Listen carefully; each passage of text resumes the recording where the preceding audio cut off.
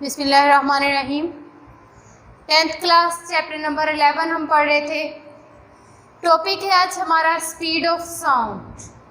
ठीक है कि साउंड की जो स्पीड है क्या वो डिफरेंट मीडियम के लिए डिफरेंट होती है या सेम होती है, और किस मीडियम के लिए कितनी होती है। ठीक है, मीडियम हमने पढ़ा था कि हमारे पास मीडियम सॉलिड, लिक्विड, गैस जो है तीनों तरह के मीडियम हो सकते हैं। क्या इन मीडियम के अंदर स्पीड ऑफ साउंड जो है वो सेम रहती है या चेंज होती है? अगर चेंज है तो किस तरह से वो चेंज होती है, किस मीडियम में स्पीड ऑफ साउंड ज़्यादा है, किस में कम है। ठीक है, तो एक एग्जाम्पल से इसकी बात करते हैं कि जब इनिशियल टाइम में ट्रैवल करने के लिए सिर्फ रेलगाड़ियाँ होती थी, ट्रेनें होती थी, तब एक औरत जो थी वो थी कि मतलब पटड़ी थी, उसे क्रॉस करना चाह रही थी, लेकिन उसे ये नहीं पता था कि ट्रेन कब तक आएगी, क्या मैं वो पटड़ी जो है उसका जो रास्ता है वो क्रॉस कर पाऊंगी या नहीं। ना तो उसके पास कोई टाइम था कि किस टाइम पे ट्रेन वहाँ पे पहुँचती है, ना ही उसे आवाज़ जो थी वो सुनाई दे रही थी इतनी। तो उसने क्या किया कि ट्रेन की जो पटरी होती है, जो उसकी रेल्स होती हैं, उस पर कान लगाया और सुना कि ट्रेन जो है वो कितने टाइम तक पहुंचेगी, क्या मैं रोड जो है वो क्रॉस कर लूँगी या नहीं।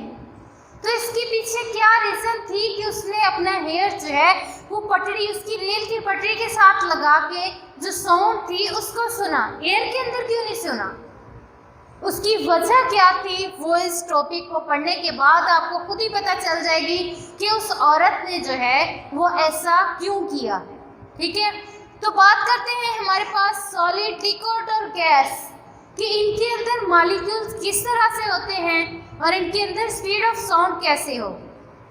ठीक है, फॉर एग्जांपल हमारे पास एक रूम है, क्लासरूम है, वहाँ पे क्या है कि एक जो बंदा है वो यहाँ पे खड़ा हुआ है, ठीक है, और दूसरा जो है वो यहाँ पे खड़ा हुआ है।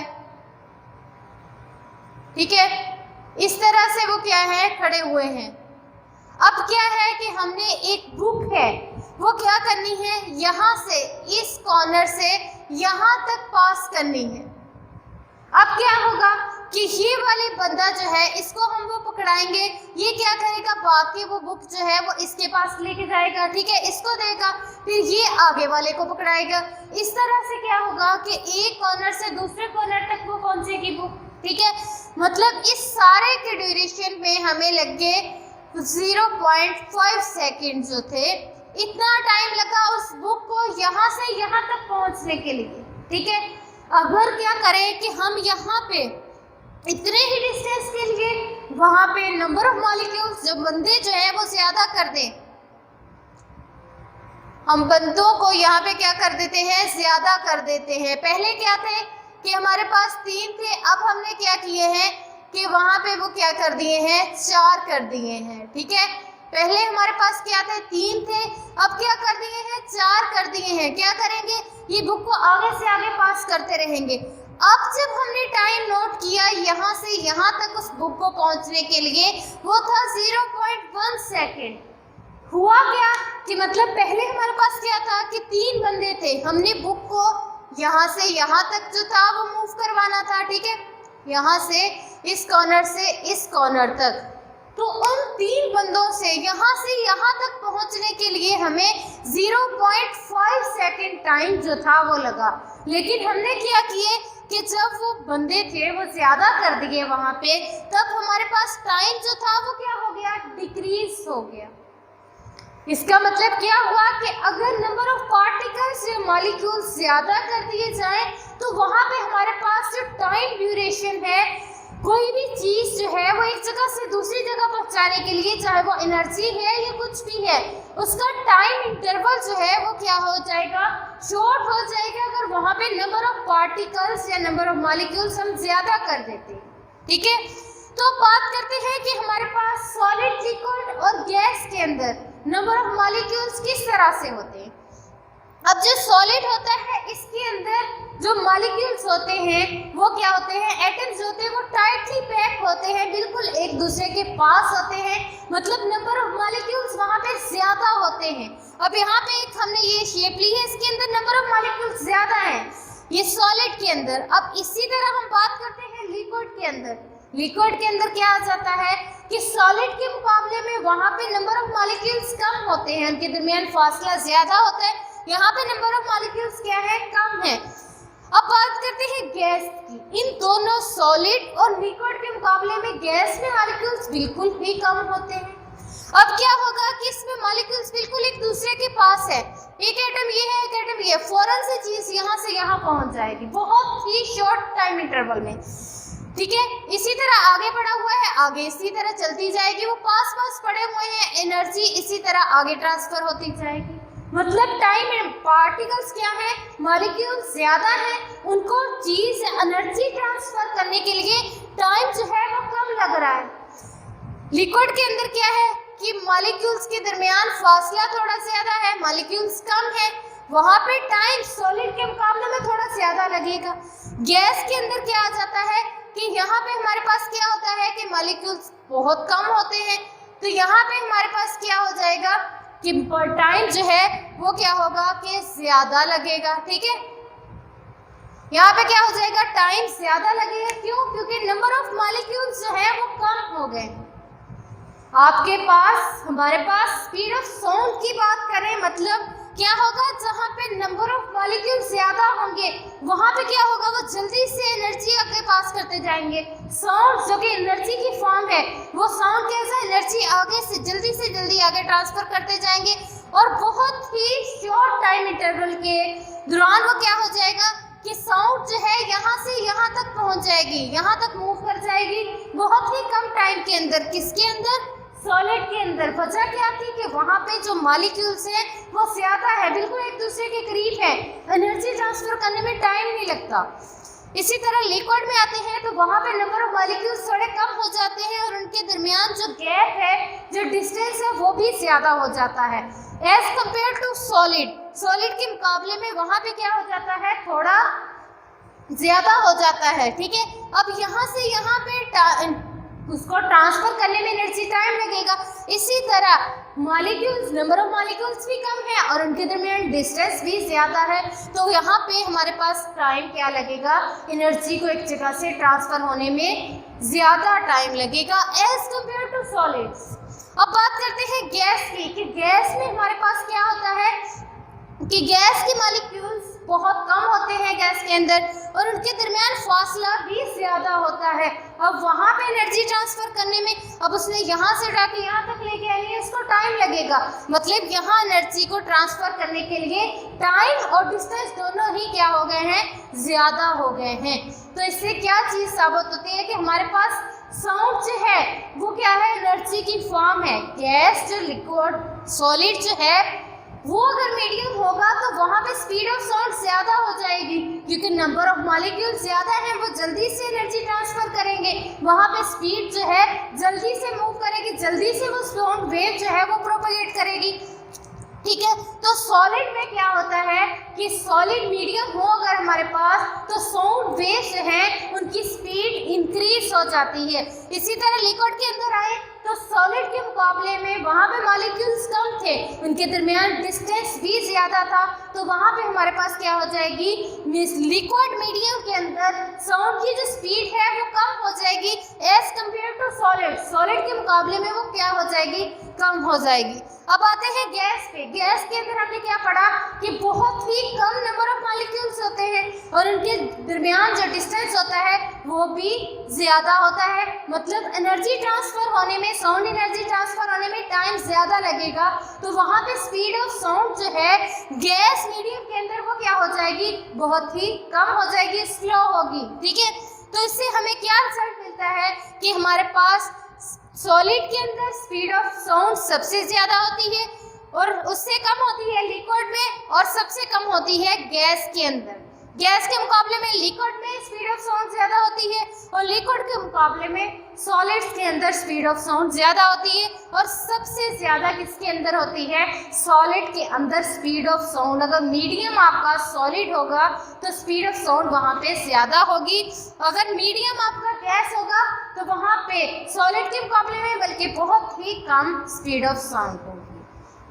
तो अब तक आपको पता चल गया होगा कि उस औरत ने जो है वो रेल के ऊपर कान लगा के आवाज क्यों सुनी, क्योंकि वो मीडियम जो था वो सॉलिड था, वो मेटल की बनी हुई होती है, वो रेल की जो पटड़ी होती है वो मेटल की बनी हुई होती है। वहां से जो ट्रेन की आवाज है वो क्या करेगी, जल्दी प्रोपोगेट करेगी, उसकी स्पीड जो है वो ज्यादा होगी, वो जल्दी से इसके पास पहुंचेगी। इस वजह से उसने एयर में सुनने की बजाय उसने उस पटड़ी पे कान लगा के जो थी वो आवाज सुनी, क्योंकि वहां पे वो मेटल की बनी हुई थी, सॉलिड मीडियम था, वहां पे स्पीड ऑफ साउंड जो थी, स्पीड ट्रेन की जल्दी पहुंच जानी थी हवा के मुकाबले में। ठीक है, इसकी डिफरेंट एग्जांपल्स भी होती हैं कि आपके पास ये जो थंडरिंग होती है इसमें भी ऐसे ही होता है कि आपके पास जो है वो साउंड जो है वो बाद में पहुंच रही होती है, लाइटनिंग जो है वो पहले पहुंच रही होती है, क्योंकि लाइट जो है वो फ्री स्पेस के अंदर उसकी जो वैल्यू है वो ज़्यादा होती है, लेकिन जो हमारे पास साउंड होती है उसकी फ्री स्पेस के अंदर मतलब एयर के अंदर क्या हो जाती है, वैल्यू कम हो जाती है, इसलिए पहले चमक होती है फिर बाद में आपको आवाज़ सुनाई देती है। ठीक है, इसी तरह हमारे पास क्या होता है कि जब कोई बॉम्ब वगैरह ब्लास्ट होता है तब भी आवाज़ जो उसकी ज़मीन की थरथराहट होती है वो आपको जल्दी फील होती है, आवाज़ बाद में आती है। उसकी वजह क्या होती है कि पहले जब वो आवाज़ साउंड जो थी मीडियम जो उसका था वो सॉलिड था, ज़मीन के अंदर से मूव कर रही थी, तब उसकी स्पीड ज़्यादा थी, बाहर ही एयर में मीडियम चेंज हुआ उसकी स्पीड स्लो होगी, इसलिए वो आपको बाद में थरथराहट पहले और आवाज़ बाद में सुनाई देती है। ठीक है, ये थी हमारे पास speed of sound.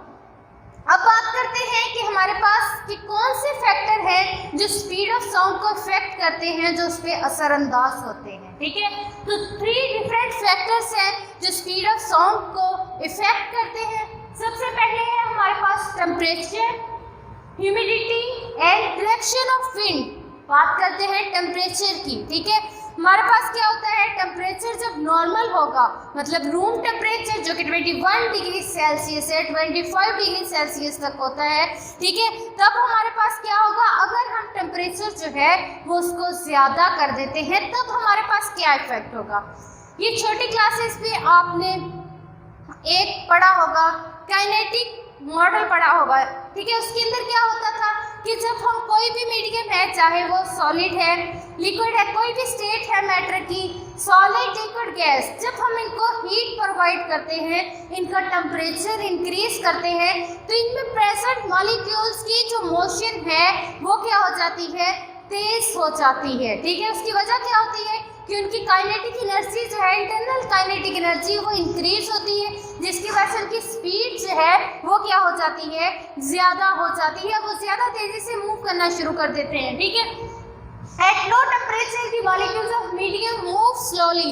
Low temperature मतलब नॉर्मल टेम्परेचर हम ले लेते हैं, रूम टेम्परेचर ले लेते हैं, उसके ऊपर क्या होगा कि हमारे पास जो है जो नॉर्मल होगी उसकी मॉलिक्यूल्स, कोई भी मैटर की स्टेट है, लिक्विड है, सॉलिड है, उसके अंदर मॉलिक्यूल्स जो है वो उनकी मोशन जो है वो नॉर्मल होगी, नॉर्मल टेम्परेचर पे। ठीक है, अगर हम टेम्परेचर को इंक्रीज कर देंगे तो उनकी इंटरनल काइनेटिक एनर्जी इंक्रीज होगी, जिसकी वजह से वो तेज़ी से मूव करेंगे, उसकी एनर्जी तेज़ होगी तो उनकी मतलब स्पीड तेज़ हो जाएगी, किसके, जब टेम्परेचर हाई होगा। तो क्या इफेक्ट होगा टेम्परेचर का कि अगर टेम्परेचर इंक्रीज कर दे तो काइनेटिक एनर्जी मॉलिक्यूल्स की इंक्रीज होती है, जिसकी वजह से साउंड वेलोसिटी, मॉलिक्यूल ज़्यादा तेज़ी से मूव करेंगे, ज़्यादा तेज़ी से मतलब वो ज़्यादा तेज़ी से मूव करते कोलाइड करेंगे, ज़्यादा तेज़ी से वो क्या करेंगे, एनर्जी जो है वो अपनी ट्रांसफ़र कर देंगे आगे, ज़्यादा तेज़ी से कोलाइड करेंगे, ज़्यादा तेज़ी से एनर्जी ट्रांसफ़र होगी, तो ऑटोमेटिकली वहाँ पे जो साउंड की वेलोसिटी है वो क्या हो जाएगी, इंक्रीज हो जाएगी।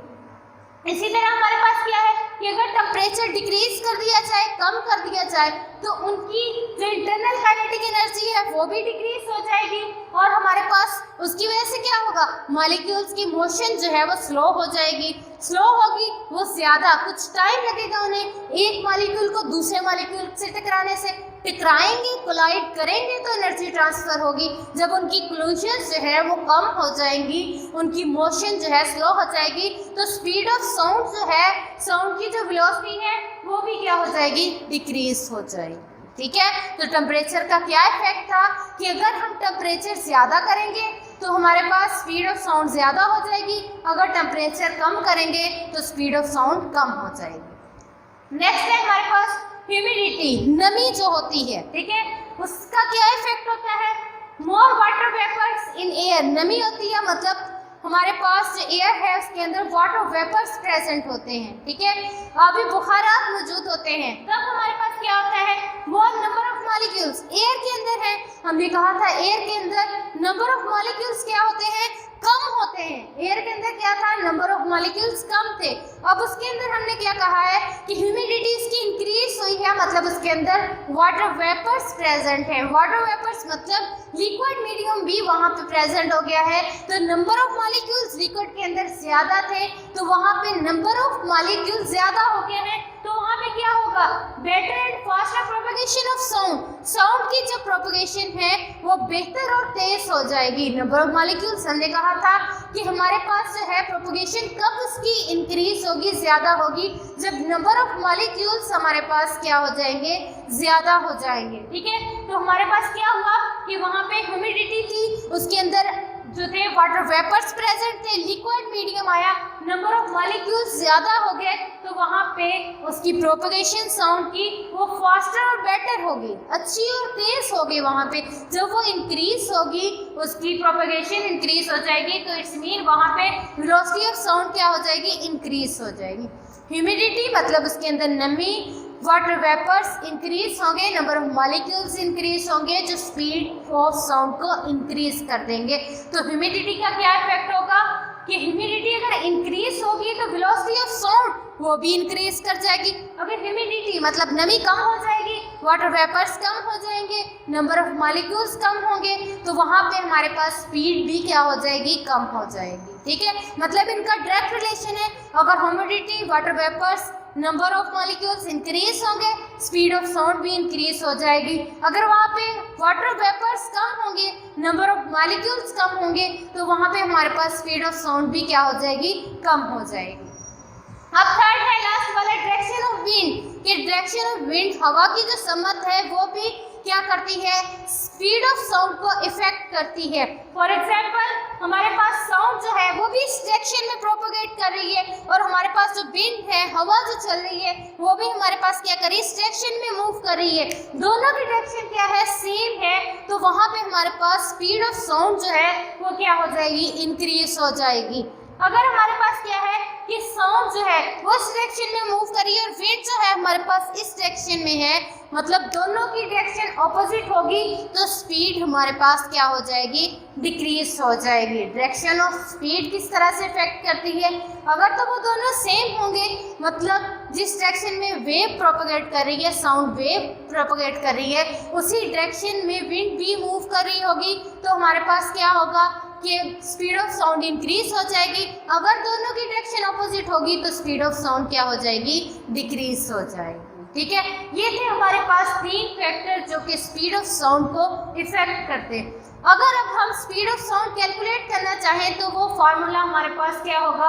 v = f lambda. f frequency के मतलब कितनी नंबर ऑफ वेव्स प्रोड्यूस हो रही है, लैम्डा के वहाँ से जो वेव, साउंड वेव प्रोड्यूस हो रही है, उसकी वेवलेंथ कितनी है। अगर ये दोनों चीज़ें हमें पता हो तो हम उसकी स्पीड जो है वो कैलकुलेट कर सकते हैं, ठीक है। फ्रिक्वेंसी क्या है कि जितनी number of waves, sound waves वहाँ से प्रोड्यूस हो रही है, प्रोडक्ट किसके साथ है? उसकी वेवलेंथ, मतलब जो साउंड वेव वहाँ से प्रोड्यूस हो रही है उसकी वेवलेंथ से मल्टीप्लाई करेंगे तो हम जो है उसकी स्पीड कैलकुलेट कर सकते हैं। इन तीनों क्वांटिटीज में से कोई सी भी दो अगर हमें मालूम हो तो हम थर्ड वाली कैलकुलेट कर सकते हैं। ये आपकी एग्जांपल्स में फार्मूला यूज़ होगा, आपकी जो है वो न्यूमेरिकल्स के अंदर यूज़ होगा, तो आपने ये याद करना है, ठीक है। और इसके बाद हमारे पास टेबल है स्पीड ऑफ साउंड का डिफरेंट मीडियम के अंदर और डिफरेंट टेम्परेचर पे। वो टेबल भी आपने साइड में दिया हुआ है बुक पे,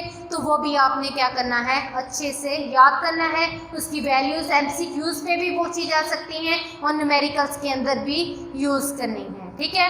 इंशाल्लाह नेक्स्ट लेक्चर में हम स्टडी करेंगे कि स्पीड ऑफ साउंड जो है उसको, उसके क्या यूज़ है या उसको किस मकसद के लिए हम यूज़ कर सकते हैं, उसके एडवांटेजेस और डिसएडवांटेजेस की बात करेंगे।